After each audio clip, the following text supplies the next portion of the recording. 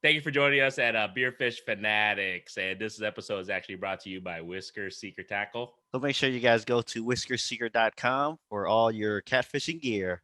Enjoy the episode, guys.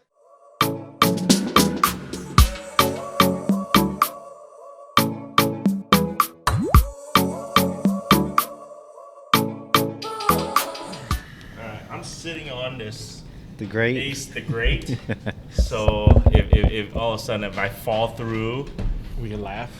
maybe a little bit, man. No, After we pull him out. Point and laugh. please, yeah. All right. Here we go. Yep, it should be recording. I think we should be good. Let me see. Oh, yeah, koozie. Yeah, those are pretty good koozies. But anyways, yeah. So Friday, man. If you're down to go fishing, Kit, you can go on Friday with us. I have to see how much packing I get done tomorrow, though. Gotcha. We'll see. He ain't going. So, all right, everybody. Welcome back to Beerfish Fanatics. This is Granny with MaPop Fishing, MaPop Sports. We got Kit with the Fishing Kit YouTube channel. today. We are on site. We were gonna swing by to our sponsors up there at Firetrucker. However, they have live music going on today. So live music and podcasting. Then we tried that a year and a half ago up in Ames. It was horrendous. Editing and listening, I think it was kind of tough. Yeah, it got pretty loud in the background. And then we came, you know what, let's go downtown. And we went to Peachtree, and then we come to find out they have, Trivia. and they have like all mic'd up and shit over there. So we're like, all right, fine. We'll walk down one more block to Twisted Vine Brewery. So shout out to Twisted Vine for having us here and allowing us to record. Yeah. Cheers. Cheers, guys. Cheers. I am drinking, well, before we talk about what we're drinking, might as well say, hey, we got our guest here. Guest of honor, Mr. Chin the Realtor with Baccam Realty. What's up? How's it going, guys? Not bad, man. Good. Thank you for joining us. We just grabbed him out on the street here. We figured just throw him on the freaking podcast and just see what he talks about. So, but I'm drinking the Westtown IPA. It's a New England IPA. Weston IPA. Sorry, what you guys got? I got Water Juice Head. It's a hazy New England. I forgot what I got. Oh, you got the hazy. I got the New England. Oh yeah. I think. Yeah, You got the I'm not Pilsner. sure what I think- got. I think you got the Pilsner. I thought. Oh, yeah. I Those think there. I did. Let's see. We can all, even if we can't figure it out, we can always edit it. Yeah, mine's a New England hazy. Yeah. There you go. Whatever. Cheers. Whatever. We'll drink. Cheers. But anyways, guys, we Fishing Kid and myself have actually been fishing with each other a lot more lately. Well, than it's all thanks to this guy. yeah, thanks to this guy. Normally we have I don't know. Normally we bank fish first of all, or kayak fish. Well, no more kayak fishing for me. I sold my kayak. Dang, lucky. Fishing Kid still. Hey, if you guys are listening to this, he still has shit for sale, man. His kayak over here, the Hobie's got the the juju. Y'all gotta go get his shit. So make sure you guys hit up Fishing Kid if you guys looking for a pedal kayak. But yeah, usually we be either on the kayak or shore fishing, and I think the past 2 weeks we've been on a boat fishing. Been hitting the boat a lot. Probably, 5 times, I feel like, in I the think past so. 2 weeks. You guys, I've only been on it. Well, I'm not gonna lie, I was on it three times now. Only when he got the permission slip. So. Yeah. Yeah. Hey, Yeah. see, this is what happens, man. We got two single gentlemen. These guys, I'm on a text forum with these guys. So this is the thing that sucks. So they're like, oh, what are you doing today? Okay, let's go fishing. I'm like, man, I wish I just, they don't have to check in with anybody. Yeah, it's like, man, the weather's looking pretty nice outside. Man, let's go fishing. Yeah, and the cool thing, we'll get into this a little bit more, was that Chin's really slowly getting into fishing, and that's this is a big reason why I wanted you on, was because you're kind of just jumping into getting into fishing, and I wanted to pick your brain a little bit of what is it you're looking to do, what is it you're looking to learn, what have you learned from us, if you've learned anything. If I know you probably learned way more from that guy than me, obviously. But just in case there's other new fishing listeners or other people who are actually taking new fishing people out. So Yeah, won't you introduce yourself Yeah, real quick? let's do that first. Shit. Hey, my name's Chen. I just got to know Grandy and Kit here in the last, couple weeks. From really Frank and Sherry, a client of mine that used my pontoon to go out with their family. And Grandy was on there, and I told him, Frank told me you're a fisherman. So I was like, oh, he needs to take me out and show me the ropes because I really don't know what I'm doing.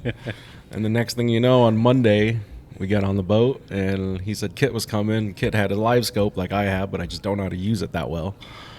So, I mean, pretty much we kicked it off from there, caught some fish, and I mean, the rest is history. Plus, minus another $400 or $500 in fishing equipment, but it's all good.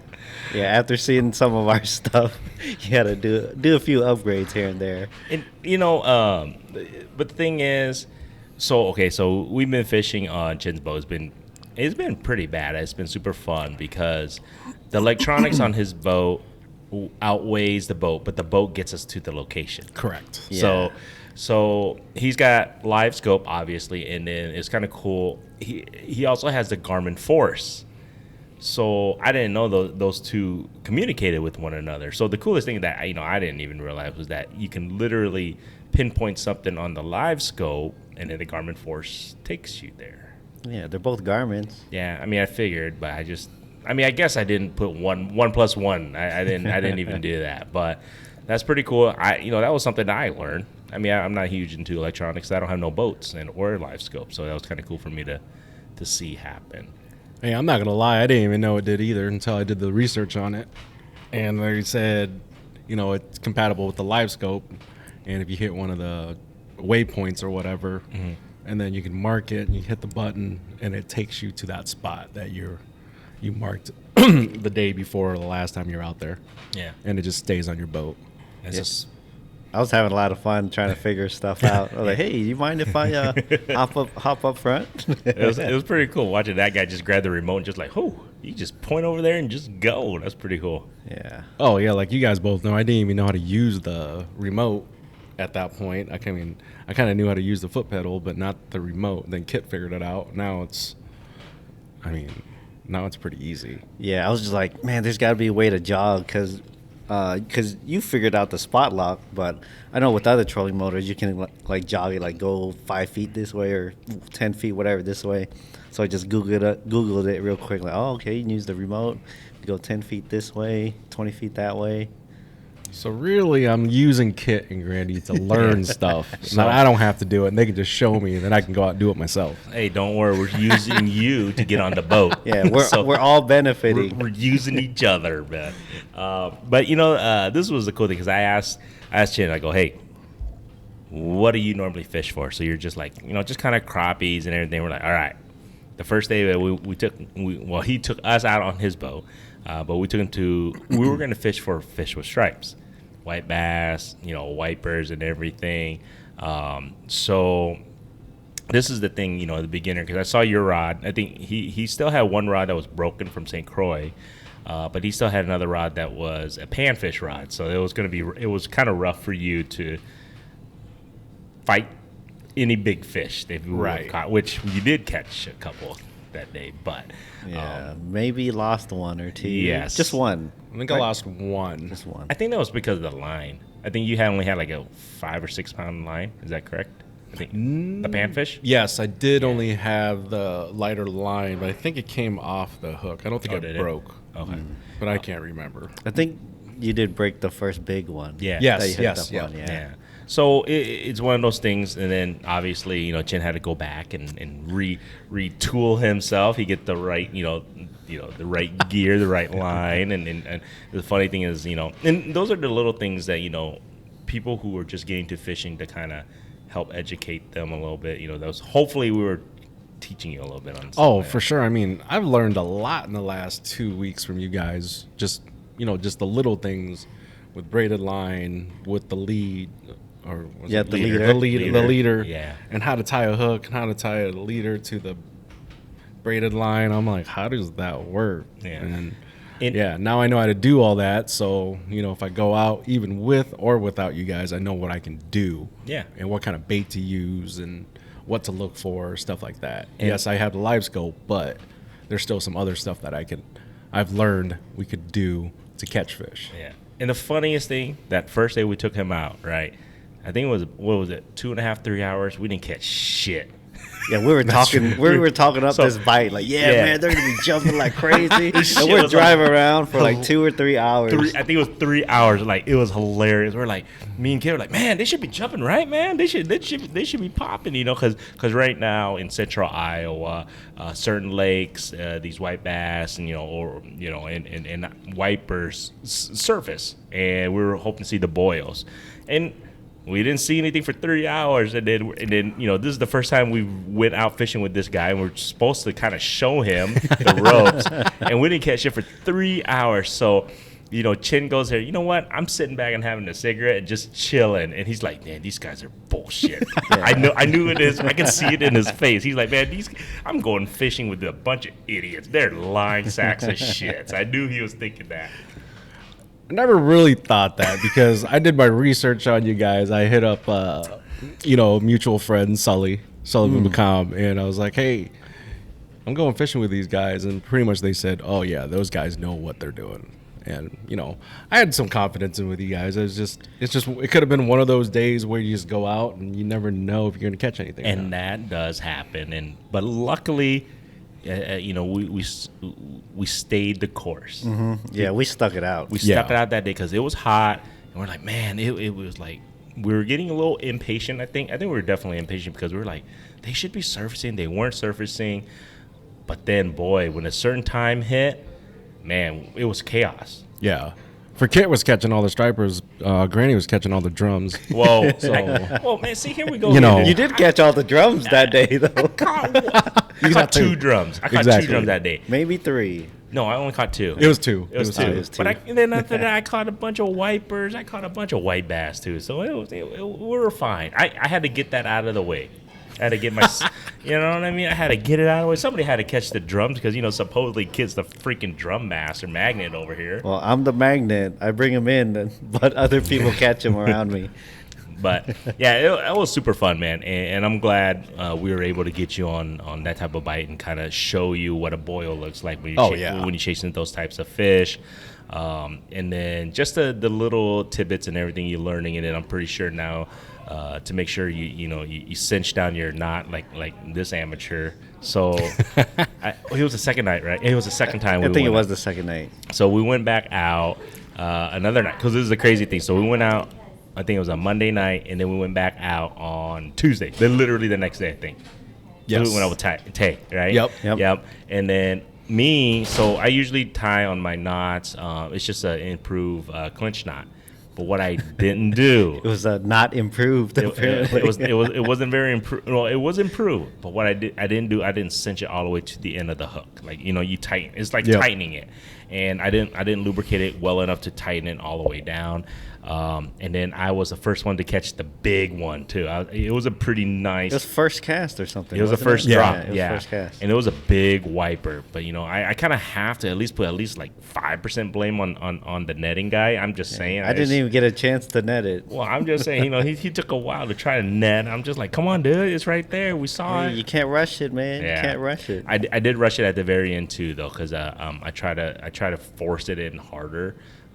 And when your knot is not completely cinched all the way down, what happens is the fish busts off, the hook is gone, and you get a squiggly line at the end of the line.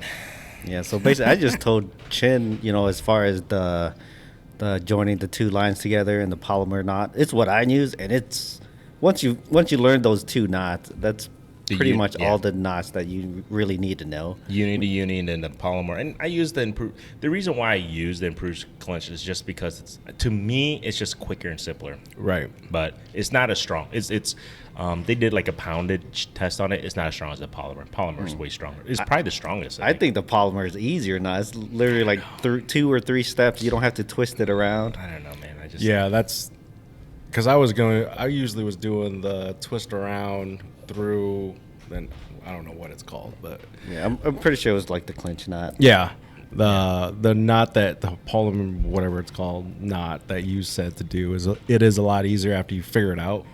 It took me like 1 or 2 times to figure it out, but it wasn't too bad. And then tying the leader to the line. Uni to uni. Yeah. When you guys first said that, I was like, "What are you talking about?" And That's- then you sent me that YouTube, and I was like, "Oh, okay, it's not that hard." Yeah, uni to uni is. I don't even know. I mean, there's a couple other ways to tie, but uni to uni is the most simplified way to tie a line to another line. Like, and it's one of the strongest. Yeah. But you can easily mess it up because I mean, when I first started doing it, I would lose stuff because I wasn't tying it very good. And after you hooked up with that big fish, and it didn't. Usually, it'll break at that knot if you didn't tie it very good. So your knot held up, which I was surprised. Like, whoo, man, he tied it pretty good. That's what I was saying. I was like, "Oh, I thought that was gonna break." Yeah. Because you missed it because you didn't get the permission slip signed. Oh, that was the next day. Or, Yesterday. Yeah. This was yesterday. Oh, It was last night, and we got on it, and I think that was the biggest one I've caught. Probably. Yeah, I think so. I don't know how big it was, but it was big to me, and it put a big fight up. It was 4 pounds because I weighed it. Oh, you did? Yeah. Oh, nice. Yeah. Hey. And the knot held up.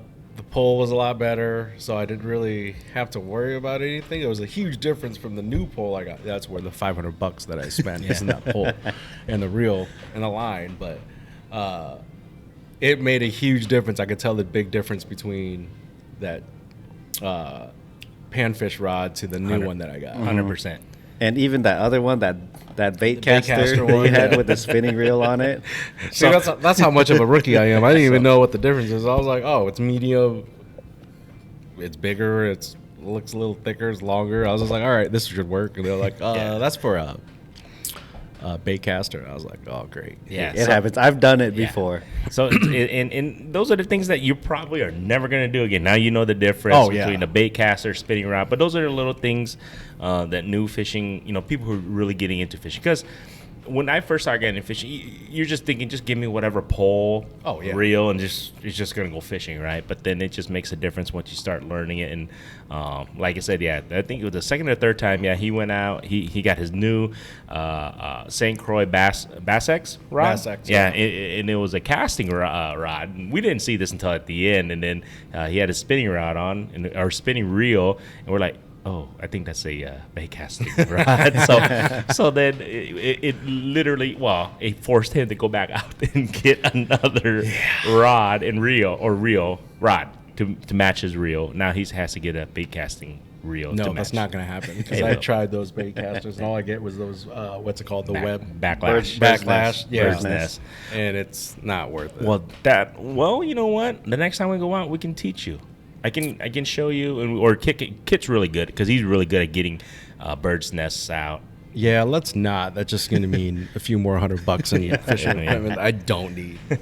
Well, it's fun, man. Yeah, the only way to get good at taking out a bird's nest is if you bird's nest a lot, and then you have to keep on undoing it. And I'm not very good at it either. I guess I'm more impatient than anything, so I just cut it off. Yeah, that's the one I had before. That's what every time I would get it, I would just cut it. Yeah, but once you realize how to use it, now I mean I don't, knock on wood, haven't had it too much. You saw me the other day. I'm just bait casting with the top water.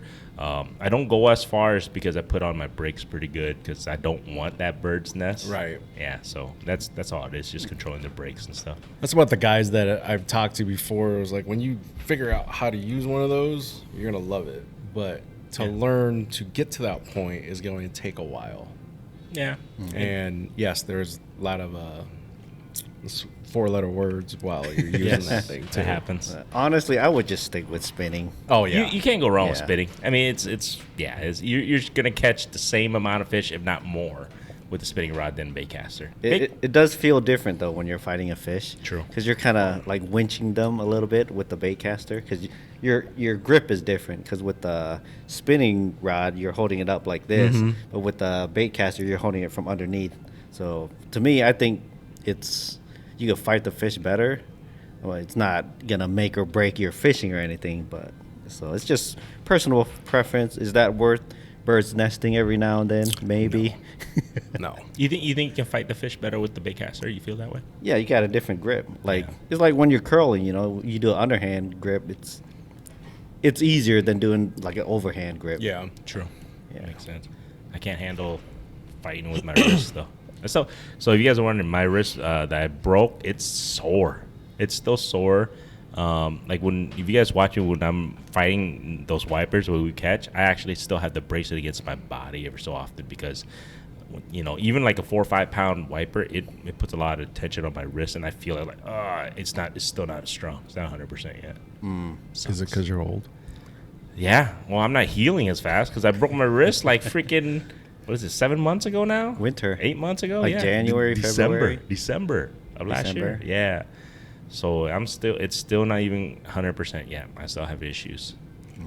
So now that you have better gear, is it more enjoyable? Oh yeah. Yeah. Oh yeah. Especially yesterday when we first got out there, we got 2 right away. 2 back to back. Yeah, there was a huge difference because of the fight, right? Like you saw it, Yeah. and I wasn't having to let it run as much. I can fight it a little bit more, and my rod wasn't like bent all the way because it's not a panfish rod. Yeah, he jigged one up and he fought the fish all on his own. Had to coach him a little bit, but he did pretty good. Yeah. There Yeah, you go. it was fun. It was fun. Like you said, with the whole put it towards your body, I did the same thing. That's okay. And Yeah. when you said that, I was like, oh, I did the same thing. It was just that for me felt comfortable, right? Yeah. But I mean, maybe when I get some more experience catching some of those, I might change it up a little bit. But either way, as long as it gets in the boat, that's all I really matters. But you have to understand, a 4 pound wiper fights. Oh, it yeah. pulls a lot of drag. Oh, yeah. And it's nothing wrong with that. Just wait till you start catching catfish. Oh yeah, Catfish don't fight as hard, True, but they get bigger though. they're heavy. Yeah. Yeah, they get bigger. I've caught a couple catfish back. I guess I caught one last year, and when I was younger, I did, but not anything like this recent. But yeah, I know what you're saying with the fight. It is different. And well, I was talking to you about it, about jigging for catfish. That's really fun. Yeah, I can't wait to figure that out. We'll do that soon on another lake. Yeah.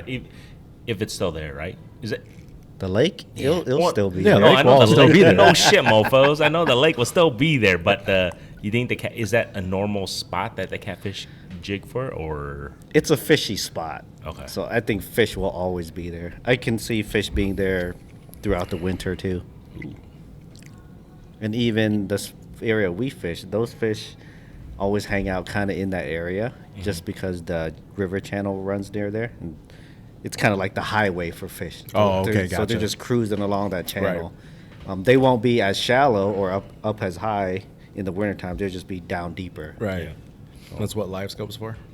Yeah. I mean, I actually did it without live scope, just the old school 2D sonar in my kayak, catching them in like November, December. Yeah. If it's not frozen If over, it's not frozen, I was out there in the kayak. I don't know if that's gonna be me. why? It's cold. It's gonna be me in the It's boat okay. this year. So Oh, that's right. Yeah. What I was talking to a kid about yesterday, I'm like, oh, are we still gonna be fishing when you get your new boat? I was like, yeah, man. Yeah. you know what we'll do, because we got to prepare you for ice fishing, so you might as well get like a nice suit and you can. Well, go. you get acclimated before it gets super, super cold. Just get out November, December before everything starts freezing. Yeah. And then by the time everything freezes, like, okay, Man, this just- ain't so Oh bad. man, I don't know about that. It's you say that now until you start hearing your line peel. Right. I guess there's going to be a couple more $100 in reels and line and all that stuff because you had to get new rods and reels for Ice fishing. Ice fishing. Yeah. Just it's less expensive, I feel like, for ice fishing, at least the gear wise, because rods, I mean, the reels, let's just say this, the reels, I don't think I have an ice fishing reel more than $30-$40. Oh, that's not bad. And then the rods, I don't think I have any rod that's more than like $110. Oh, okay. And that's just because they're custom rods. It's around 110. That's Right. You're not most likely, if you're gonna go like super, I mean, I guess you can go crazy and get a Stratic on here, as a reel, but you don't really need it. I think you can get away with a nice $20 to $30 reel for ice fishing, and then I think you can get away with you can get a custom rod. I mean, we may know somebody that can hook you up. Yeah, we might know a guy that makes rods. Yeah. All right, you better just let them know there's one coming. You can put your name on it. You can Oh, put all, nice. Yeah, you can put all, Yeah, you can whatever customize colors you want. it. Yeah. That's why it's customized. That's why that's You it's choose cool. the grip. Yeah. So if you want, a lot of people, what they do with ice fishing rods, with your open water rods, they got that thing that you twist down. It's called a reel seat. Mm-hmm. A lot of people don't have that with the ice rod because it adds weight. Yeah, I don't have it on any of mine. And it just looks cleaner. Yeah, but see, I still use the But that's- electrical tape. Yeah. That's the thing with custom though. You could pick whether you want the reel seat or you don't. Yeah. What kind of guides you want. You still have one with your reel seat. You Yeah. love that one. The one that I call it the chode. Yeah. It's like a little stubby, It's a stubby handle. But I the thing is, because I've used like the rubber bands that so the reels, like you say, if they don't have anything that to hold the reel on the rod, you have to put like a rubber band or electrical tape or something to hold the reel on the rod, right, on the handle. I've used those rubber bands before, and it indents it. So what I've been doing is I actually went back to the black electrical tape. It's easier to get off too. I agree. So that's why I've been doing that. So it works, man. When you're ice fishing, you do what works. And I don't know, man.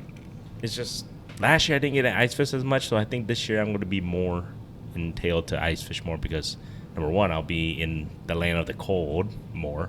Oh yeah. In the mountains. Oh, yeah. In the mountains. So you guys are gonna have to come visit now. So if you guys don't know, if you guys haven't been following, I'm moving to Colorado here in a couple weeks. So by the time this comes out, most likely I am in Colorado already. So Dang. most likely, pending, we'll see.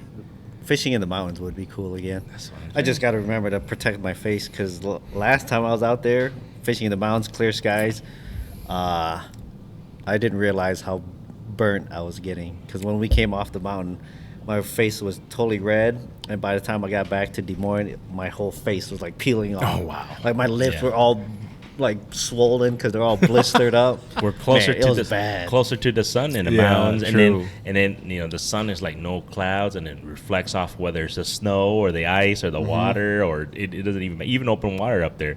It's just as bad because the sun reflects off the water. Right. Hits the same way. But yeah, I remember his face. It was nice and red.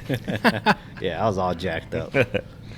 So if you don't get into ice fishing, I'm just gonna keep sending you pictures. Well, you'll be sitting at home like, man, Great. I got nothing else to do, and then you'll see fishing pictures from me. Okay, I gotta get into this.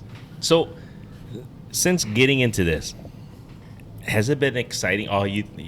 What you anticipated? Because you're jumping into this a couple weeks ago, and you're like, and then I keep getting texts like, "Man, you're going again?" I'm like, "Man, I mean, I'm not gonna lie. I'm like, you mofos, I want to go with you guys too." But do you have that itch, and do you feel like you're kind of addicted a little bit? I would say I always had it because one of my other guys I fish with, Midget, that's who really got me into fishing first with crappie, right? Uh-huh. And when I started getting on crappie, the same thing. I was just like, all right, let's go. Yeah. Yeah. And then with work, being in real estate, when it gets busy and then all of a sudden you don't fish for about a month or something like that. That's what happened to me this year. And then it got a little slower. Now I got time.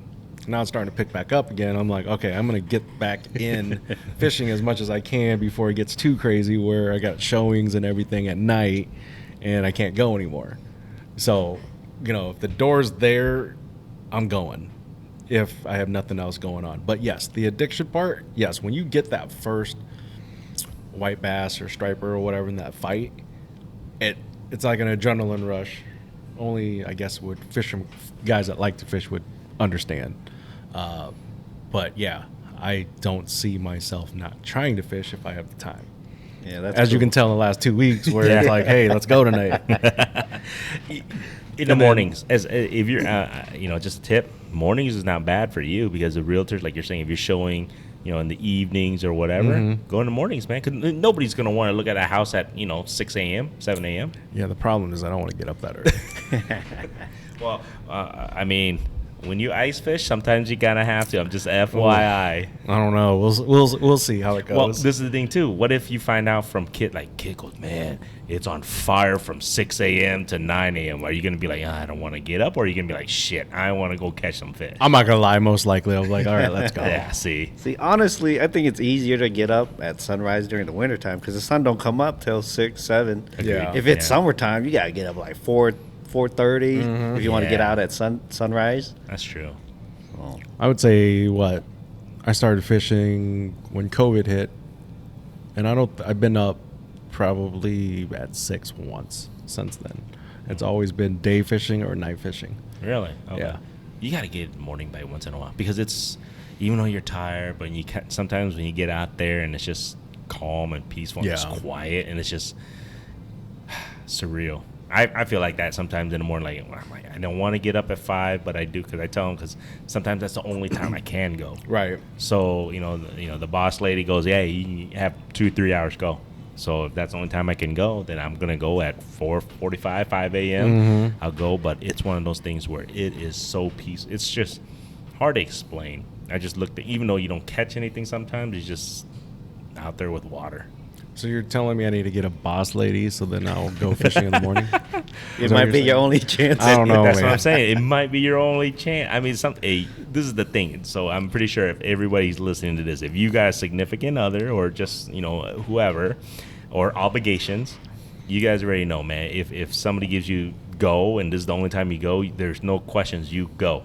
Right. That's it. If that's the only time you can go. If this is the thing, if the only time I can go is at freaking noon when it's like 100 degrees out, I'm gonna go. If it's I know I'm not gonna catch shit, but if it's the only time I can go, I mean, I'm not gonna say no. Right. Yeah. So that's just how it goes, man. And then the last couple of weeks, I'm like, shit, I've been kind of getting the pink slip. I haven't been complaining. I've been catching some nice wipers, man. Yeah, we've been trying to get you to push it a little bit. Yeah, I know. Hey man, just These guys. hey kid, Yeah. Kids, do you want to fish? I know. So, FYI, married men, do not listen to single men's advice. It's just gonna get you guys into trouble. FYI, when it comes to fishing. Hey, we're just trying to help you feed your kids. Yeah. Yeah. Or spend some quality time with the homies before you move, Yeah. That's true. But it just forces you guys to come and visit me, and hopefully we can fish out there. Like I told you, you should blame it on the Vietnamese guy. Hey, like I said, if she wants to get on the pontoon, she has to let you go fishing. Hey, when I first met you, remember what I said to her? I was like, hey, can I take him fishing? She goes, yeah, whenever you want. Of course she's going to say that. She's Yeah. not going to say no. So I'm going to hold that against her when she says you can't go. Yeah, she's not a liar, right? Yeah, See, exactly. Here we go. See what these guys don't, I'm pretty sure you guys don't understand that. Okay, she says that now, but when we go home, she goes, I was just kidding, right? I guess on Friday when you guys take my pontoon out, I'm not gonna show up and just be like, all right, just so you know, we're going at least 3 or 4 times next week. Oh, boy. And when she says yes, I'm gonna hold it against her. She might say yes if we get the house completely packed by next week. But So you need to hurry up though. It's Yeah, hard. you got all weekend. No, because we got birthday parties and shit this weekend. It's just, man, it's a lot.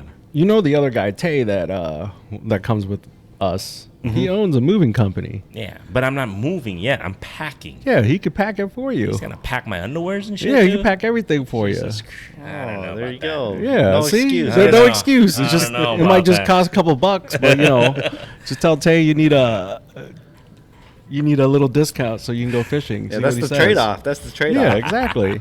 We'll see what the boss lady says. I might have to sell some sports cards to afford that. No, the funny thing was I was talking with T and he's just like, what are these guys doing that we're not doing? They're catching it, we're not. Like right now it's literally I catch 1, these guys catch 3 or 4. And I'm casting pretty much in the same direction. Or I'm jigging in the same spot. I'm just like, okay, what's going on here? So me and Tay were talking about it. He's like, oh, I wonder if it's their lines or their weights and all that stuff. I was like, bro, we're using the same bait. Yeah, I'm literally like, here, Yeah. use these jig heads. So this is my tip to you. Watch how he maneuvers his jig. Oh yeah, I have. So, and you can tell T that same way too. Just watch others how they, move their jigs, how they're jigging, their lures and everything. Another thing is the column fishing. So when I say column fishing, is the height, the depth. So if you're looking at your live scope or your electronics, you're seeing most fish are suspended. Don't be fishing on the bottom then. Right. What's the point, right? Oh, yeah, for sure. So every time when I was looking, I used your graph, whatever, I can see where the fish is. So I'm fishing where they're marking the depths. And then, like I said, it's just the way you twitch it. Because you guys were using the same lures we were pretty much at the end. Yep. So it's just little tidbits like that, I think. And then, obviously, I just, I think that's really big is the fishing the column thing. I really feel like that helps a lot. Like the tips that Kit and you were telling me is, keep it a little bit above them. Yep, because Not fish right always by 'em. Yep, fish always Go feed up. up. Yes. Yeah. They'll rarely go down and chase a bait. Well, for one, they're usually looking up. So if your bait's below them, they're not going to see it. Right. But if you keep it above them, they're already looking up there for stuff anyways. That's why I keep telling you, just keep it above them. Just keep it above them. Right. And I think that's how I got that one yesterday, because I had it above them and it just took it. Yeah. And then once you start using like different lures, you'll slowly learn how to use them. Because I think pretty soon we should give you like a spoon when we're fishing the same way that the type of fish we're fishing for right now. Once you use a spoon, there's no jigging. You're just burning it. You're just reeling it in, and then you can realize you can catch these types of fish that way too. So that it gives you another lure, another weapon. Is that what you were chase them. using yesterday? Or is that a popper? That was a or whatever? popper. Okay. Top water. Yeah, spoons is just like it's just flashy, just like a piece of metal. Piece of metal with hooks on it. Oh, okay. But what it does is, it mimics a shiny fish to them, or I believe like a shad. It looks like a shad. Mm-hmm. Yeah. Because the way the light reflects off it. So, but the thing is with them, you're just reeling it. You're just casting it and reeling it. You're not jigging it or anything like that. I mean, I guess you can, but most of the time you're just reeling it and burning it in. And then I like using cast masters, and I love using spoons because you're reeling it, and then all of a sudden you feel that Yeah, it's like boom. boom, and it pulls on your rod like, oh shit, now that's a real bite. Yeah. Typically, you won't catch as many big fish with it No. because it's more of like a reaction kind of thing. Because they'll see it flashing, then they'll chase it down. Usually, the smaller guys will get to it before the big guys, and generally, the bigger fish hang out underneath the small fish.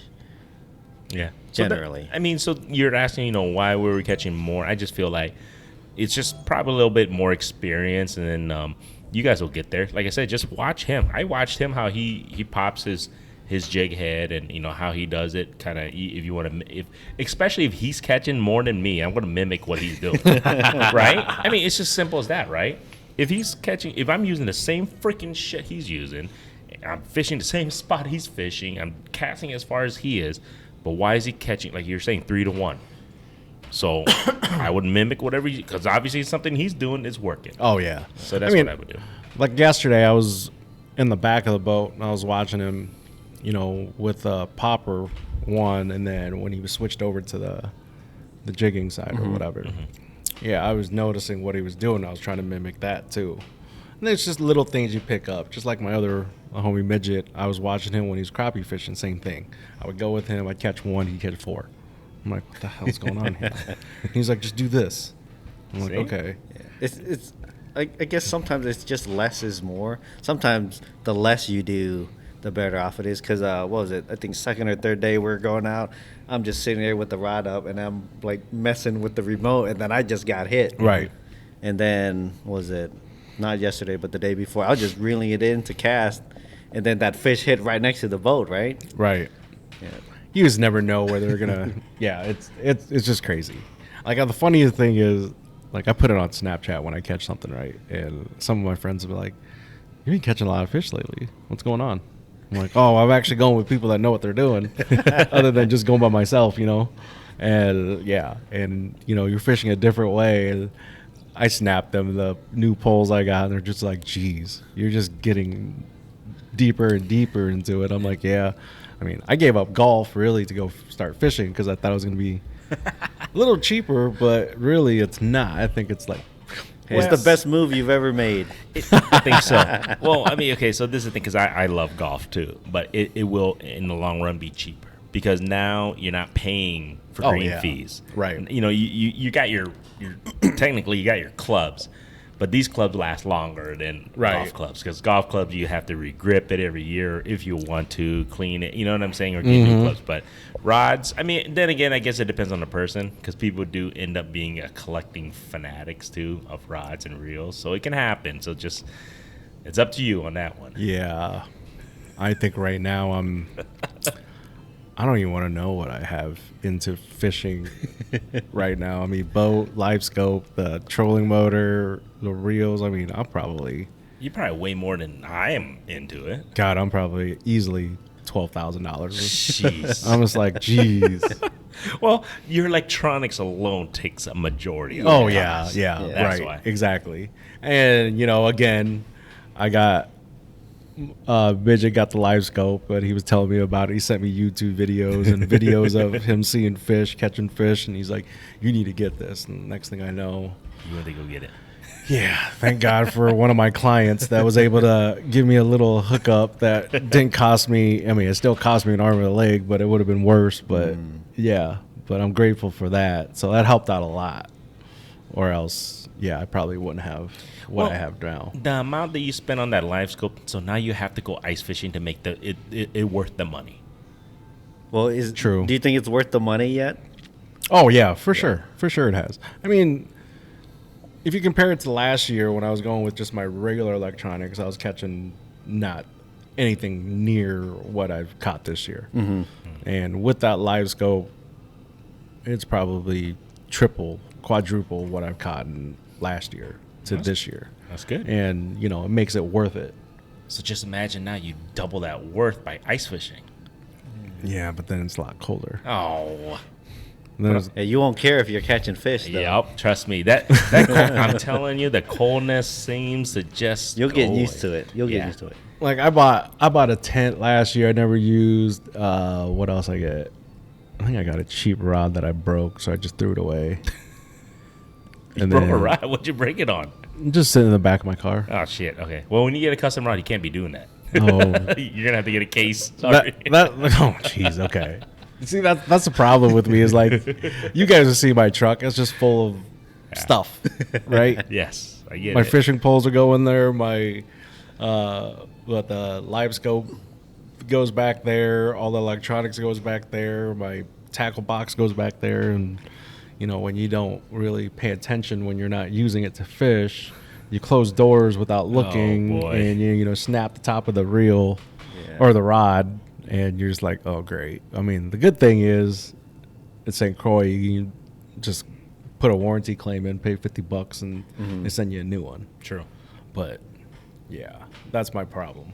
Well, I think once you get more into it, you're going to be more mindful of stuff like that. Like, okay, maybe I don't want my rod to break, because then I can't go fishing without it. Yeah. See? That's why you just got two of everything. So if you break one, you could just take that one and then wait till the warranty comes in for the new one. I mean that's the bad part about me is like I just don't. People say you take care of stuff. I kind of just leave it, and if I'm not using it, it's just there, and it may be in the way. Cool. But we'll see if it changes here in the next year or so. I'm going to go refill. Sure. We take a break. Take a break. I'll be right back. I'm glad this beer list is right here, so Yeah. I usually have a hard time remembering everything's names. What are you drinking now, Kit? What'd you refill? I gotta find it first. Oh, the Twisted Angel Lemon Drop Hopped IPA. There you go. It has like a little lemony taste, and the guy was saying there's no fruit in it. It's all from the hops. Interesting. Oh wow. I'm drinking the porter. What is it? The 1874? 1874 Porter, That's American. Yeah, I'm drinking the porter. I'm doing dark beer. I've been doing a lot of IPAs lately, so I figured I'd do a little.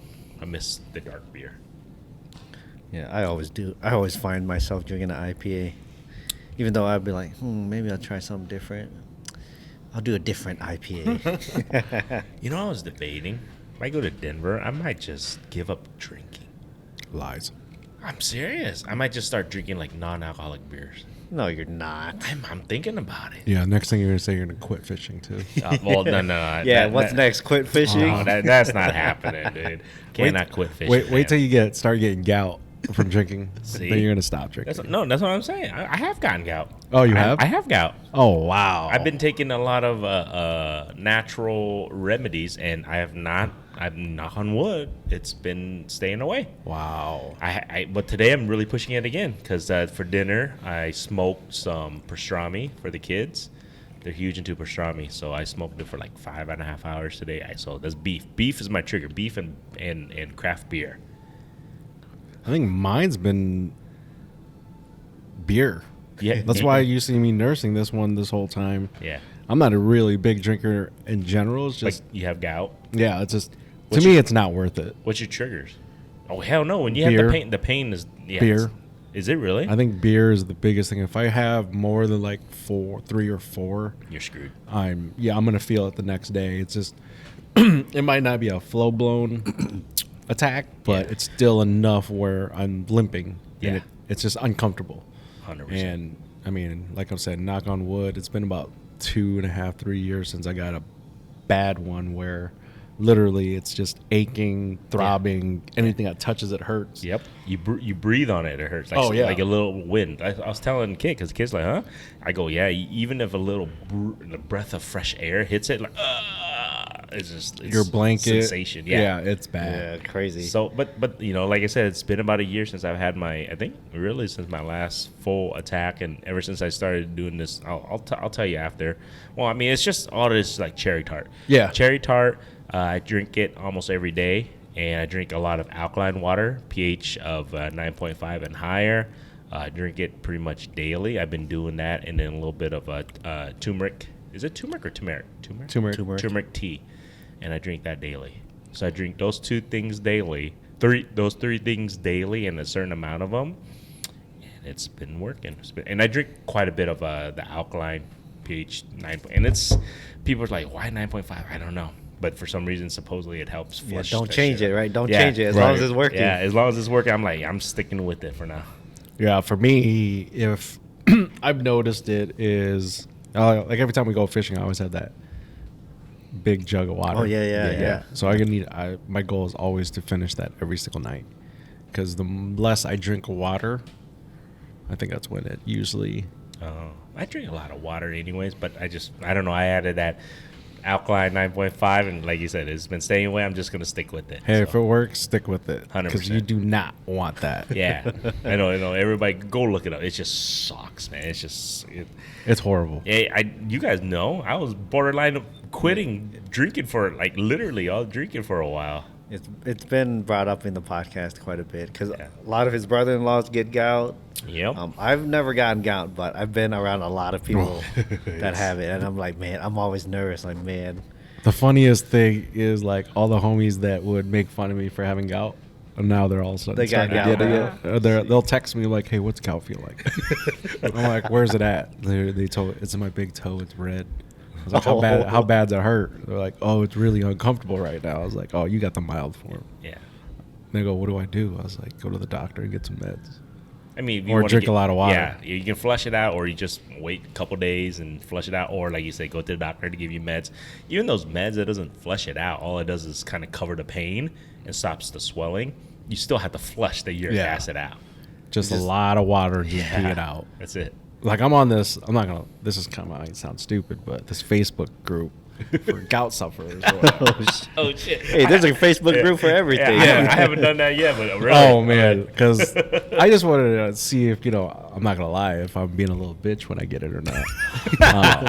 And the one thing that made me feel better was I was reading the comments from this lady, and she's like, "I've had 3 kids, and gout is literally as painful as having a kid." Jeez. I was like, okay. I think it depends on the location, but because it's a continuously pain. It's not like it hurts once and stops. It's constant. Constant. That's why. I think the longest I had it was a day and a half. I think a day and a half or 2 days of straight constant pain. Yeah. Like they tell you to elevate it. Yes, elevate it works, But the thing is when you elevate it and you get up to try to go to the bathroom and all that blood rushes down to your foot, it just makes it worse. Again, So it's like you got to try. Literally, I was tried everything like Tylenol, ibuprofen. That stuff doesn't work. One of my other friends was like, "Why don't you try smoking some weed or something like that?" When I was like, "Oh no, I don't want to do that." When I was like, when that pain's that bad, you pretty much want to do anything possible to get it gone, because it's horrible. That's all I gotta say. It's horrible. Yeah. So Man, sometimes I get nervous, like my toes get tingly, I know, I or get like it. my I toes know. cramp. Like, I think I got bit by a spider, man. Watch this winter. He's gonna be like, "Hey, what's gout feel like?" oh, man. It's- Like, hey, man, my big toes red. It doesn't discriminate either, FYI. It doesn't. It's funny because when I first got it, nobody knew really what it was. I'm like, "What the heck is that?" Yeah. I'm like, "It's acid buildup in your joints." That's what I've been told. More and more people. It's more. I've seen it prevalent nowadays. I feel Yeah. like. Well, I think it's because we're all older now. So how old were you when you first got it? Like early 30s. Early Like I 30s. literally thought I broke my toe. I thought I sprained my foot. Yeah, It- something it's- like that. It feels like you think you're spraining because I've actually have sprained my foot Mm-hmm. before. So I thought it was I thought it was a sprain, but then I knew it because it was my birthday weekend, and I knew I was indulging like I couldn't believe in beef, lamb chops, Everything. beer, Seafood. beef, more beer, and then visiting visiting my in-laws is never a good thing when it comes to that. Now I'm gonna go live near them. Oh yeah. Because it's like when we get together, it's always a freaking party. So that's why I'm contemplating of giving it all up and just drinking non-alcoholic beer. No, you're not. We'll see. We'll see. We'll see. I'm not giving up. See, so why this is important, because when we have gout, we can't fish. It sucks. You can't do anything. No. And that's why I'm like, I think that was when I had gout, that was the worst. I mean, two things. It sucks because I couldn't, carry my kids. It was hard because I still had the little one. She was 1.5, 2 at the time, my littlest one, and then my other one was 4.5, 5, right? When I first time, and then I couldn't really lift them up, and it sucks. And then the second biggest thing was I couldn't fish. I couldn't just walk that was the thing, because we shore fish a lot, so I couldn't walk down the damn rocks. It's like, No. it sucked, dude. You know you're a diehard if you got gout and you're out there fishing. I did it. That's See? how I broke my See? wrist. I went ice fishing Yeah, on that's gout. right. That is right. Oh, my Because he God. couldn't put leverage Yeah. down on his foot. Yeah. Good. So when he was drilling a hole with the, with the Leaning drill, one side, and then I lost leverage, and then it just took, and I couldn't drill the hole. It got stuck in the ice because I didn't have the leverage, and it took my wrist. So don't do that. Don't go ice fishing by yourself. That's what I should have done. I should have waited to go with somebody so they can drill the holes for me, like I did like 2 weeks after I did that. So I went 2 weeks later ice fishing with this guy, so I had him drill all my holes for me. I should have done that. You should have just drilled 2 holes and then you put your foot in the other hole. So Probably would have been better. It Yeah, would have probably- shrank it at least a little bit.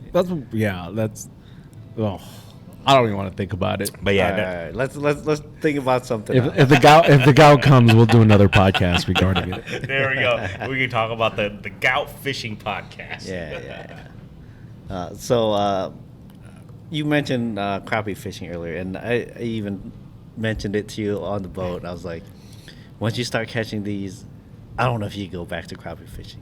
So if you had a choice, between crappie fishing and fishing for wipers, what would you rather do?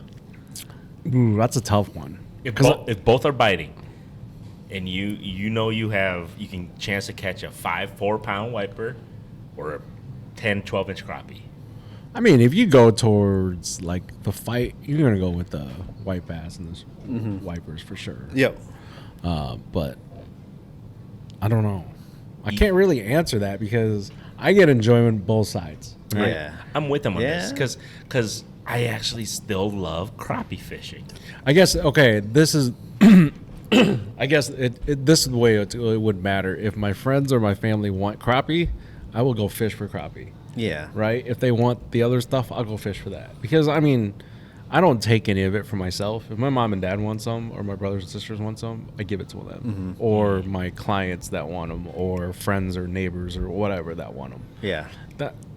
usually when I go fishing, it's never for me. It's just for fun, to relax, and to give it to people that don't get the chance to go fishing because, they got 4 kids and a wife and stuff like that. And Maybe they have gout. Or they have gout or whatever, See, you can add that to your repertoire as a realtor. I will donate you some fish on top of being your realtor. That's what I do with some of my clients that, they know I fish or whatever. And they're like, oh, yeah, if you ever catch anything, let us know. See? Ooh, And I'm like, okay, perfect. Now that you're like getting more into it, they're know Chin actually catches a lot of fish now.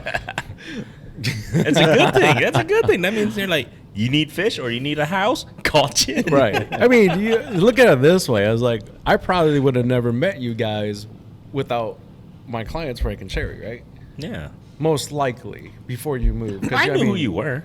Oh, you did? Yeah, I knew you because you work with Sully. I've known Sully since knee high. I know, yeah, that's right. And I've known you. I just don't go out as much because I'm stuck with the kids most of the time, so I don't get it. I don't get to see people as much. But I guess we would never been in this type of setting.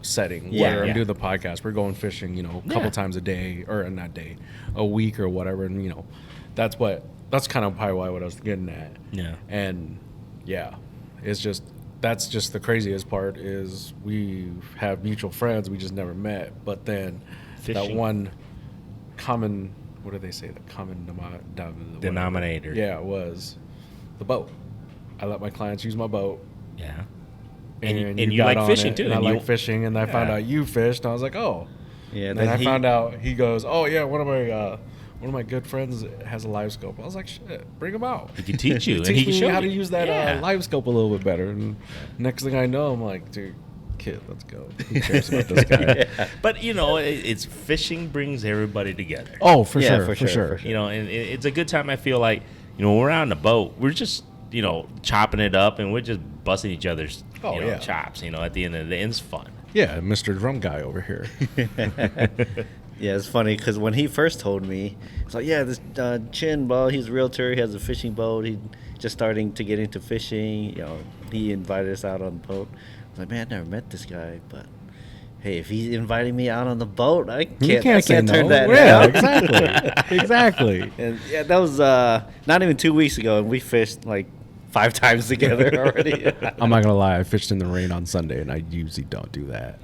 And even my friends saw me in the Snapchat that I sent to them. They're like, I am really surprised you're fishing and out it's in the rain. raining. I'm like, yeah, you do stupid stuff when you like to do it. Wait till they see you in the blizzard when it's 0 degrees outside and minus 20 below on the windshield. Up at 5 in the morning. At 5 in the morning. Dude, we've done it. We've done it. They're going to be shocked if they ever see me up at 5 in the morning. But then all of a sudden you're going to show them this fish and they're going to be like, Right. Was it worth it? And you're going to be like, hell yes. Yeah. Like I usually go, like before it was just me and my buddy Kevin would go. Literally, we would go out there. I would fish and he would sit there and drink. Like when I told you guys last Friday, I was like, if we go, one of my homies is going to go with me, but he doesn't fish. He's just going to sit there and bullshit and drink because he doesn't fish. But I think I might try to get him, if we can get him out of Big Creek and get him on a wiper or whatever, he might get into it, but we'll see. He just has to catch the bug. Yes. When you catch the bug, it's tough. You can't shake it off. Right.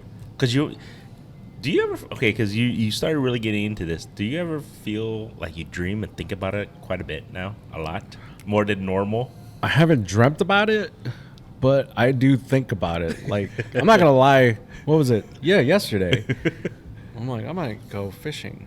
I was thinking about it. I'm like, okay, I got everything I need done. Talked to all my clients that I need to do, and we're not doing anything today. Let's go fishing. I mean, as you noticed, I've been texting pretty much like, we've been texting like every day, hey, you want to go fishing? Yeah. The weather looks good. And then I'm not going to lie, I'll look at the forecast, see it's okay, 5 to 6 mile per hour winds. I was like, I think that's what they said. It was a good time to go because it's not too choppy. It's pretty calm. When I see that, I'm like, all right, let's go.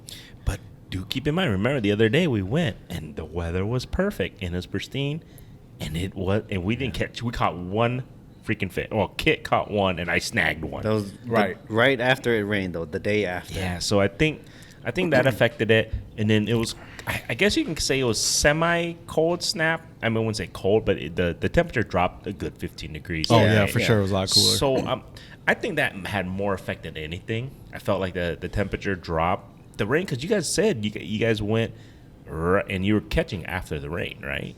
I mean, during the rain. During the rain. See.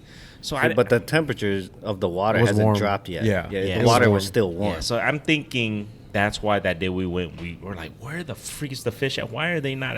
They're not even wanting to eat, because we were marking, but we're just like nothing was surfacing. We didn't see barely any boils, and there was no wind. It was a beautiful night, and then like Fishing Kid says, we had to appreciate the sunset. That was about it. That's all we could appreciate that day.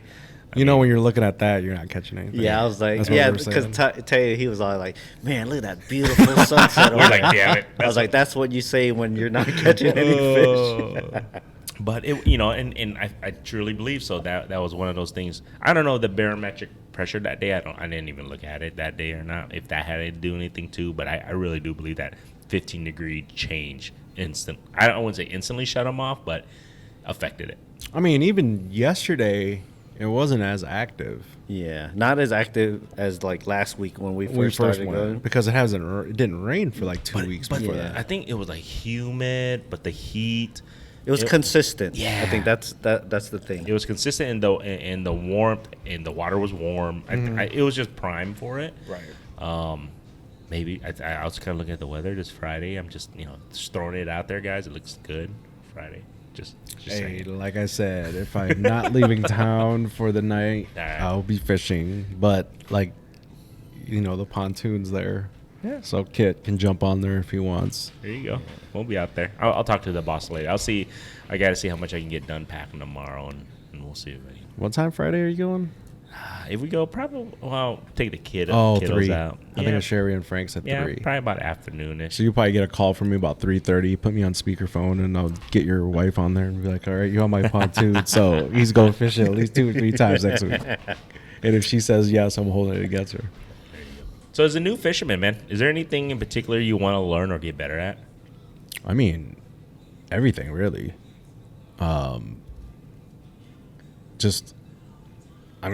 There's not like one thing. I would just say overall, the more knowledge I can get, the better. So that I can show the other people that fish. Like, there's been a few times where I'll take Sullivan's kids, Mana's kids, and Eric's kids out fishing. Oh, not Eric's kids, but Terry and Serena's kids out fishing. I want to be able to, they're like, I'm not catching anything or whatever. Like, okay, try this, kind of in a way passing down the knowledge Okay. to the younger generations. I can respect that. Yeah. Yeah. That is one thing where I want to learn as much as possible so I can do that. You're on the right track then. You got to keep going. Oh, yeah. And then I think I learn a lot when I go with other people too all the time. Oh, for sure. I go with this guy, I learn. I go with my brother-in-laws, and I ask questions. You guys, most of the time they look at me, you're an idiot. You should know this, but I don't. Right. You only know what you know. Right. You know what I'm saying? So, Yeah. but I try to go with other people, and I always ask questions because I go, shit, I didn't know that, man. I just didn't. Right. So like, fishing to me is kind of like my business in real estate, right? You're always going to learn something new in any different transaction or fishing, what you're fishing for. You're always going to learn something. There's not going to be a time when you go out, you're not going to learn something. Yeah. Same thing with real estate is you're always going to learn something because everything's not the same. Fish don't bite the same, or real estate transactions all not going to be the same. It's not going to be smooth. Just like, what we've already encountered now is like we got hot fishing, and then we got to, slow fishing. Mm-hmm.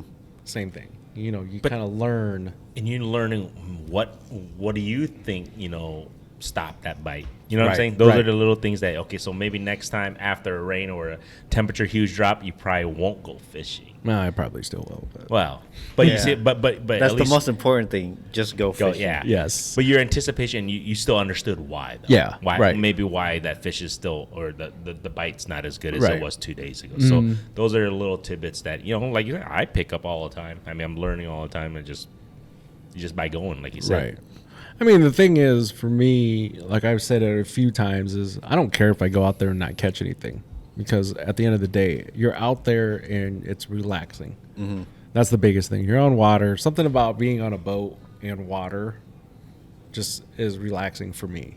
For sure. I think that's going to be for a lot of people, but a lot of people just don't even realize it because they haven't really experienced it, I guess. Agreed. Like for me, I look at my watch and my heartbeat per minute is probably like on average 80s or whatever. And if I'm out on the water for a while, I look down, it's in the 60s and 70s or whatever. So I could tell I'm relaxing. And I could feel it too. Yeah. Yeah. Until you get on that big fish, then yeah, and your heart rate's like 120. Yeah. Well, Fishing Kit, any words for you to go be calm on the waters yet on your boat? I don't know. Like, even if you go by yourself and you don't catch anything, well, whether you catch anything or not, just try new stuff. That's like the best way to learn. Then you kind of figure out, okay, this works and this might not work so good. I don't think the relaxing is going to be too much for Kit when he gets his first boat with backing it in. I'm going to have anxiety at the boat ramp. Stuff. I mean, I'm not going to lie. I've had my boat for 2 years. I still have anxiety pulling it, putting it in the water because – like I said, my trailer is not the best. Like, again, my boat's not the best. And then, you have to remember my anxiety is like, okay, I kind of double, triple check stuff. Even like the other day, was it? You were with us, yeah, right? Yeah. When I forgot the plug. Oh, yeah. I put it in the water, then I got in. I was going to put it in the water, and I was like, wait a second. I pulled it back out. Just little things like that you think you're going to forget. You got to make sure the bilge pump works. All that stuff, just in case. Your life jackets are on there. Little things. So for Kit, with his new boat coming in and not having one before, I think the next couple times he goes out until he gets comfortable is going to be a little bit less relaxing at first. Until he gets out there, then it's going to be relaxing. Yeah. Any ETA yet? Did you call the guy yet? He emailed me yesterday. He was like, they emailed me back. I think they're loading it today. And then he said he was going to find out more details and let me know as soon as he finds out. Where's it coming from? Minnesota. Oh, shit. That would be here. Why don't you just tell him you just I'll go pick it up? That's what I was going to say, too. I didn't even think about that. But if it that means it's done. It's ready. Yeah. If they're about to transport it, right? I'm guessing they're going to wait till they have like a full trailer or whatever. Yeah, it makes sense. So you probably should just email and be like, hey. If you don't get a full trailer, I can go pick it up. It's true. I mean, it might cost you some shipping costs. I mean, if they're willing to give you a little, yeah. Hey. I mean, if it's Minnesota, what is it in Minnesota?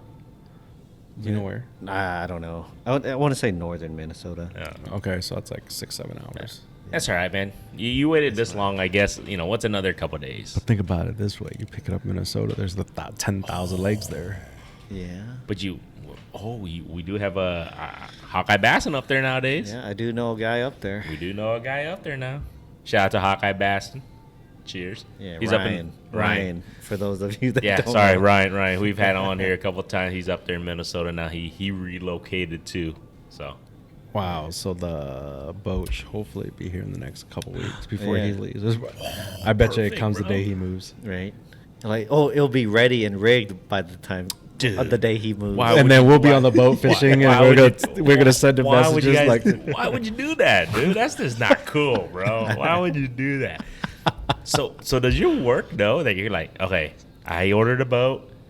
Once it comes in, I'm taking a week off, or yeah, I already told him. Oh, okay. I was like, I'll probably take a week off once I get my boat. Okay, so you gave everybody FYI on that one. Everybody there knows that I'm getting a boat. Like people that I don't even talk about getting a boat with, they're like, "Hey, heard you're getting a boat." I was like, "Man, tell one guy," and he goes and tells everybody. You're gonna find out you had friends that you didn't know you had when you get a boat, even if it's a fishing boat. Yeah. Right.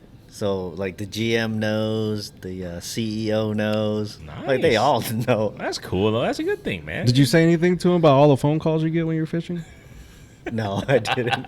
I should bring it up, though. I think it's been pretty much every time we've gone out, you get at least 1 or 2 calls. Yeah, I know. I can confirm You have been getting calls, off hours. So, Kit's GM, if you're watching this, He's getting work I need calls. a raise. he needs a raise. He's getting calls during off-peak hours. Yeah. But that's cool, dude. I mean, yeah, you should get it before I leave. Hopefully, So, because you're leaving at the end of this month, right? Yeah, that's the plan. Hopefully by Labor Day or Labor Day weekend, and that's the plan that we should be in Denver. But I'm coming back here though because I still gotta get the house ready to rent. So hey, by the way, if anybody's looking for a house to rent, let me know in the east side of Des Moines or Pleasant Hill area. Upper East Side. If you're looking for a house to rent, I should have my our house ready to rent. Hopefully most likely by the end of September, by mid or end September is my goal. Or if you need to buy or sell a house, let me know. There you go. Yeah. No, but You got Chin the Realtor. Chin the Realtor, Baccam Real Estate Team. and he'll take you out fishing too. Yeah, I'll take you fishing too. If you, yeah, dude, that should be your. If you buy a house with him or if you sell their house, you get to take him out fishing too. Oh, you can take my boat. Yeah, but it's better if you go with. Yeah, I'll go with Yeah, them, but see? I'm just saying. Yeah. So, I mean, we already had this conversation with me and Yeah. Kit yesterday. I'm like, I'm going to be so mad when you get your new boat because everything's going to be so much smoother. Everything's going to be quieter. I'm like, I'm not going to line. You're going to pretty much tempt me to go buy one. I mean, I was already at Bass Pro yesterday looking at one. Oh God. I mean, what was it? $500 a month, the guy said. And Looks it so was cheap, right? Yeah. They make it look so affordable, but then how many years? 15 years, 180 months. It's not too bad, but I mean, it's a hobby. If you got to think of it that way. It's like you're paying for your hobby and enjoyment to relax every month. I mean, from as much as you've been using it, if you can like keep up at least half that pace, I think it's totally worth it. Oh yeah, for sure. But I think what you have right now works just fine too. Oh yeah, You know what I mean? There's no need. It's not a necessity. It's a want. Yeah, It's a there want. you go. If I did do something, it's Yeah. a want, and I need to tell myself it's a want. You don't need it yet because like you guys notice how I treat my boat right now. If I hit the dock, I hit the dock. I'm just Yeah. like whatever, you know. But that's a good thing for you then. You know what I'm Yeah. saying? That you don't have to worry, but it still gets you from point A to point B and it gets you on the fish. Yeah. So that's the good. As long as it floats. Yeah. And speaking of that, we gotta take him to other locations because we got him to that location. Now he knows, so we should search and destroy other portions. I'm saying next week. Next week we try a different spot. Yeah. I was talking to Chin, like, man, I got to get you on some catfish. Like, we can even vertical jig for them. Yeah, you know what these guys said to me? They go, "Oh, now you got to get a catfish rig too." Yeah. I'm like, great. I mean, okay, so this is the thing. I tell everybody, you don't have to, but when you catch Right. catfish, like in specific sizes, it makes a difference. It's just more enjoyable when you catch it on a catfish rig and everything. I feel like the fight and everything is just more responsive on the fight on the rods that we have in the reel. I feel like It's just like everything golf. You know, you get the nicer Yeah. clubs, you get the feeling. Yeah. it's the same. I think of it this way. So I mean, I don't know, for the reference for golfers, it's like if you're fishing for catfish and then the same thing in golfing, if you're using like your swing is so fast and you're using maybe a medium flex on your, it's the same thing. Yeah. So you gotta get the right. In my eyes, you gotta get the right rod for the right occasion, the right fish. I guess it's gonna take me catch one or two of them before I head out to Bass Pro. Well, Fishing Kid is the right guy for you to shit. I still gotta go pick up my rod from freaking Bo, bro. See, it just comes down to rigging, because catfish rig is going to be different from what you're catching wipers with. Yeah. I guess for me, it just comes down to not tying and retying every time you try to catch a different kind of fish. Right. Yeah, I get what you're saying. And like the guy that works on my boat, since it's old, so it needs work all the time.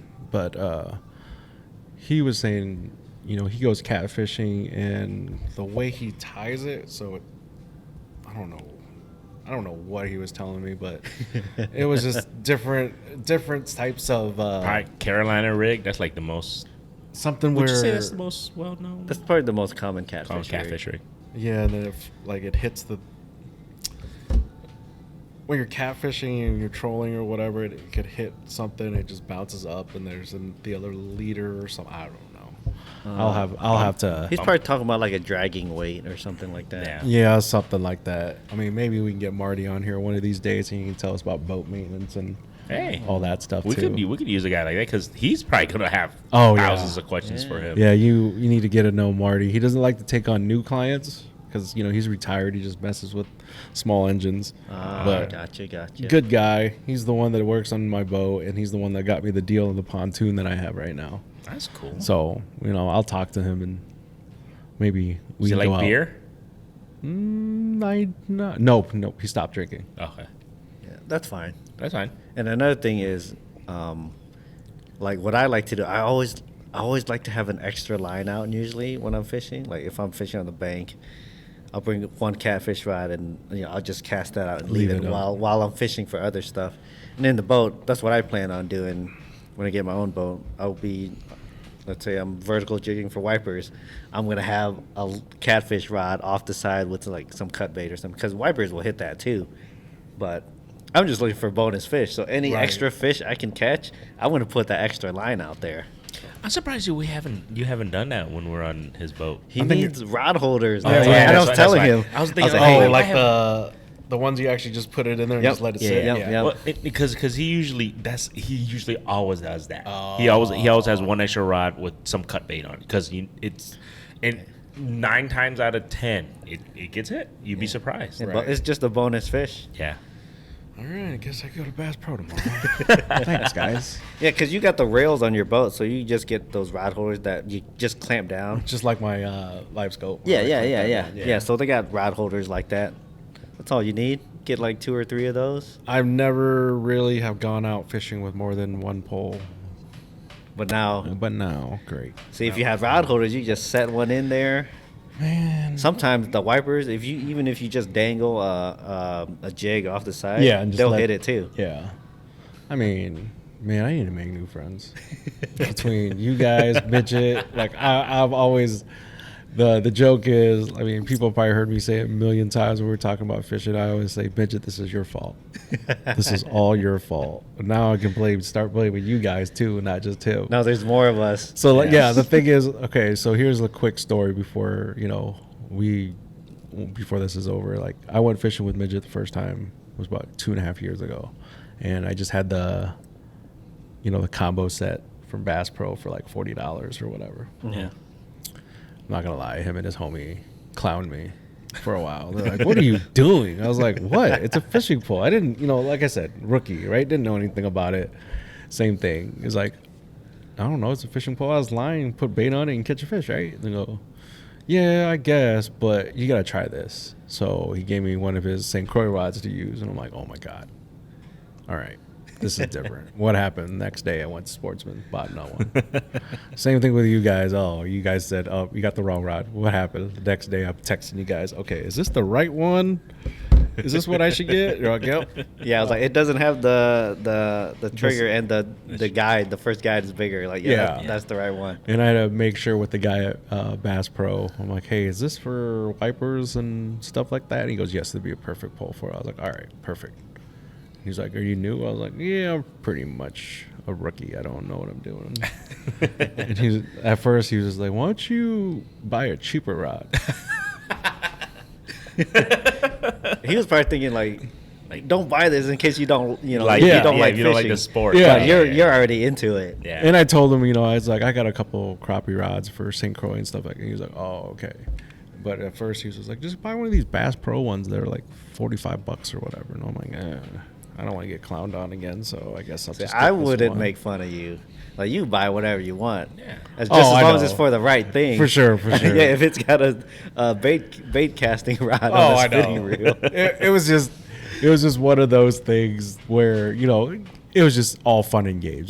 Yeah. I didn't have to go buy it, but I'm like, I like the feel of it. I'm gonna go buy it. For sure. So it's the same thing. It's kind of where it's gonna get really scary is when get on Kit's new boat. And Yeah. I'm gonna see everything, and I'm like, I need that. I need I mean, that. if Kit can do it, I can do it. Yeah, we're both single guys. Right. I'm like, then it'll get in my head. I'm like, all right, let's see. If I bought this, that means I have to sell 2 houses to pay for this. Okay. I mean, that's kind of how I break everything down when I want to spend money. I'm like, all right. Budgeting, man, of course. Yeah. And it's. At least you're thinking about it instead of just doing it. Yeah, exactly. Me, I'm kind of just doing it. I'll make it work out in the end. Must be nice, dude, to have that. Oh, yeah. The conversations I have some with my clients that are outdoorsmen, like, they fish, they hunt and all that stuff. And I tell them what I did and they just start laughing. They're just like, Jesus, I can't believe you did that. And they go, one guy said to me, you did it the right way, though. You bought the boat that was cheap, that was still works, it floats, and you spent the money on the important stuff, the electronics. He goes, if I would have redid it, I would have done it that way instead. Well, you got to think of it this way. So let's just say you upgrade your boat. You can take your electronics with you. For sure. However, if you got shitty electronics and you got a fancy ass boat, you're not upgrading your electronic. You know what I'm saying? So it's one of those things. You can take that electronics with you. You can't take the shitty. Well, you don't want to take the shitty boat with you anyways. But all I gotta say is, Grady, when you move to Colorado, and all of a sudden you got a picture of a boat, it might be mine. All right. Well, then that just means I have to make a visit. Right. I got to make sure you're okay, and make sure that you're backing up all right, and all that stuff. Then, right? Backing up is fun. That's like another podcast to talk about. Yeah. And I've done it all. Like, I'm not gonna lie, I have been the person where when there's more people around, you tend to rush, right? Yeah. I've been that guy where I rushed and screwed it up or whatever, and I just got out and I'm like the next guy waiting, I just walk up to him like, hey, you want to back this in for me real quick? Well, you just got to swallow your pride. Yeah, you just got to. It's one of those where I'm like, I'm man enough to ask for help. Yeah, and I'm with you on that. And then, you know what makes it worse? There's always going to be those a-holes that are out there with their phone camera. Look at this guy. Or you can go and help the guy. Exactly. And you know what I'm saying? Because you always got these people who got to record it versus going there and helping the person. Right. Drives me nuts. I mean, now I could back it in pretty decent. I think you do fine. Yeah. My biggest thing is slow. I need to slow down when I do it. Well, you have to understand, most of the time that you've been backing it up is when it's late at night when we're trying to load. Right. So you can't see and then the boat ramp we're at, there's like no light right there either, so that doesn't help. Or if there's another person next to us with his light shining up, you can't really see anything. Shit. Yeah. So like the other night where you guys guy. are like, stop. I'm like, yeah, I think I saw it because I couldn't see the light. Yeah. And he was kind of one of your guys' fans. Oh, yeah. Jacob. Jacob. Shout out to you, Jacob. Yeah. We got to get out and fish, Jacob. Yeah. If He you see caught quite this. a bit of wipers, you said, on top water that day. Yeah, that was the day we struggled. Yeah. We were just in the wrong spot. Pretty much. But we had the kid earlier said he caught a wiper right off the bank. That's on us. We didn't take that cue. That was our cue that to stay around that area versus going where we went. So. But I mean, you can't. We had to try our spot because it was working. That was the very first day that I felt like we struggled. Obviously. But Yeah, even the rainy day, we did better. Yeah. You did better. I got one. Yeah, that's better than that day. Oh, though. yeah, that's right. That's right. Yeah. Tay did the same. 0. Yeah. I think he's in the same boat as you. Kids and a wife, and can't get out as much. He gets excited. Like every time we call fish, he is pumped. Oh up. yes.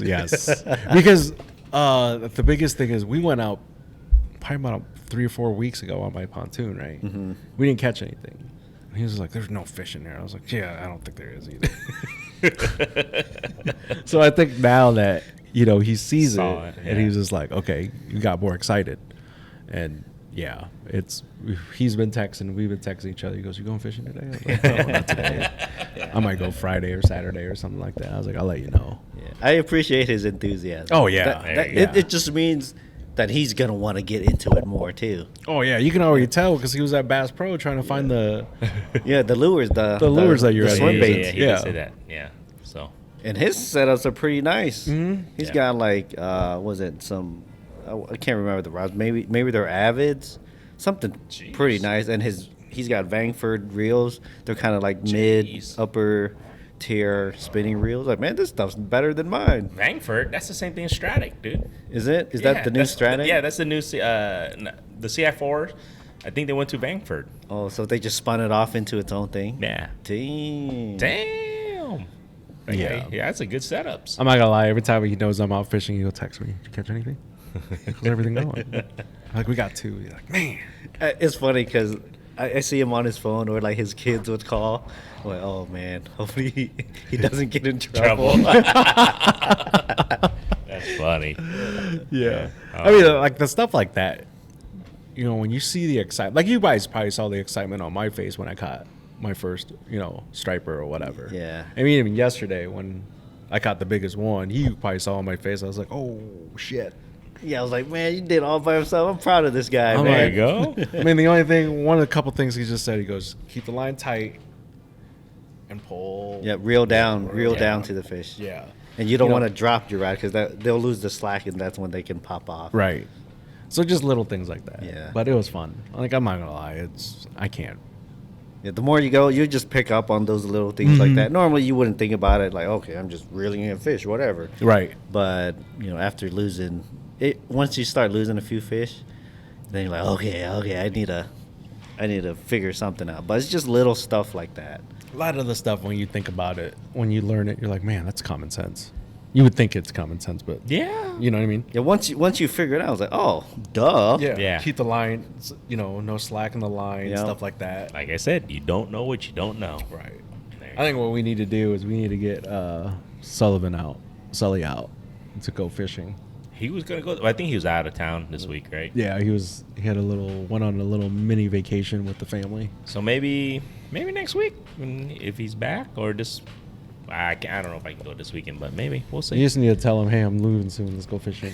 He knows. I told him. He knows. just tell him that. Well, I got about another week and a half or so. Week left. Because I always message him like, yeah, I got done fishing or whatever, and he's just like, man, I know I need to get out. They've been asking me to come out, but I've been so busy grinding. I was like, yeah, you're grinding. It's just, but gotta take some time to relax. But we all know how Sully is. He just he just 110% everything he does. For sure. And yeah. But damn, we've been going over almost 2 hours now. Well, You got anything else for Chin guy before we wrap this up? just want to say I appreciate you letting me hop on the boat. Oh yeah, anytime. And I don't know, now I got a new fishing buddy. Yeah. Fishing does bring people together. Right. True. 'Cause, yeah, if it wasn't for fishing, we wouldn't be sitting here having this Right. conversation. And it kind of worked out perfect too, because he's moving. Yeah, Now he's you're gonna moving. need because you two usually go fishing together then, right? Yeah. When we Most can, of the yeah. time. When we can. When Now- he can. Yeah. When I can. I Yeah, can yeah. always Right, yeah, right. 100%. Now yeah. you could replace him with me. See, and it's funny, my other buddy, Bo, if you watch a few of my older videos, Bo was always like the guy that I'd go fishing with because he didn't have any kids yet, but No. well, he's got like an 8-month-old now, Oh, so he yeah. can't go as much.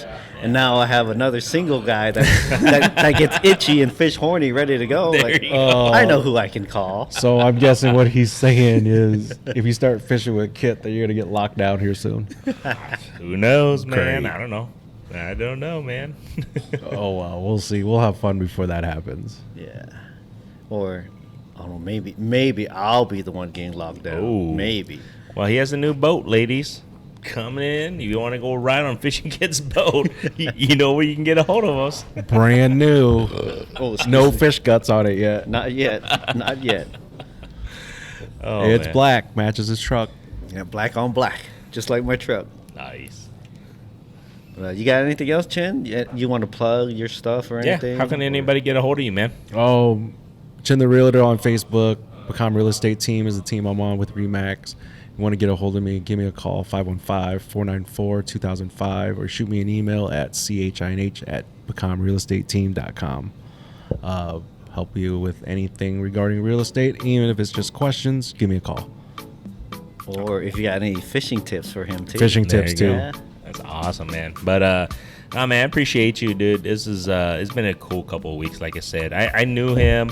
I just haven't been out. I haven't had time to really get a chance to get you out. And I didn't even know you love fishing. So it's been a pleasure of mine to see you catch some nice fish in the Oh, past couple of weeks. So it's been to see the joy and to see the excitement that you have, and then now to see that you want to get better, so then you can even pass it on to others. It's a priceless, I guess, knowledge that you can do. So it's kind of cool. And like I said, man, it's been fun as heck. I'm glad I got a chance to get out with you these past couple weeks before I move. I will be back, obviously, so quite a bit. So we'll definitely get back out, and especially when this guy gets a new boat. So Oh, it's going to be game over. Bring both boats out. going to be super excited. But these next couple weeks, what I do want to do is we'll see if we can, get you out to a different body of water and try some new things out. Hopefully, the next podcast we can talk about Fishing Kit's new rig. We'll see. Oh, Hopefully. yeah, that's right. I hope so. Crossing our fingers, we'll see what we can do on that. If you guys listened this far, appreciate it. Make sure you guys go check out Fishing Kit's YouTube channel. Make sure you guys subscribe. Make sure you check out MaPop Fishing, MaPop Sports. Make sure you guys share. And then on top of that, this podcast and everything, make sure you guys leave if you can. I said make sure like 5 times right there. Just do it, all right? Damn it. But if you could, it would really appreciate it if you guys could leave a review. Yep, it helps a lot. Helps a lot. Whether on if you're listening to this iTunes, Spotify, any of those podcasts, just leave a review. I mean, a lot of people like that stuff, so pretty cool stuff, man. Other than that, I think the next time we talk, hopefully he has a new boat. Hopefully I'm as close as possible. I may be in Denver yet. I don't know yet, so we'll see. But if he has his new boat, I'm going to make a trip back to hop on the ride. Yeah, you got to come back and check on a few things anyway. Yep, for sure, man. So other than that, guys, man, I appreciate listening this far. Till next time. All right, see ya. See ya.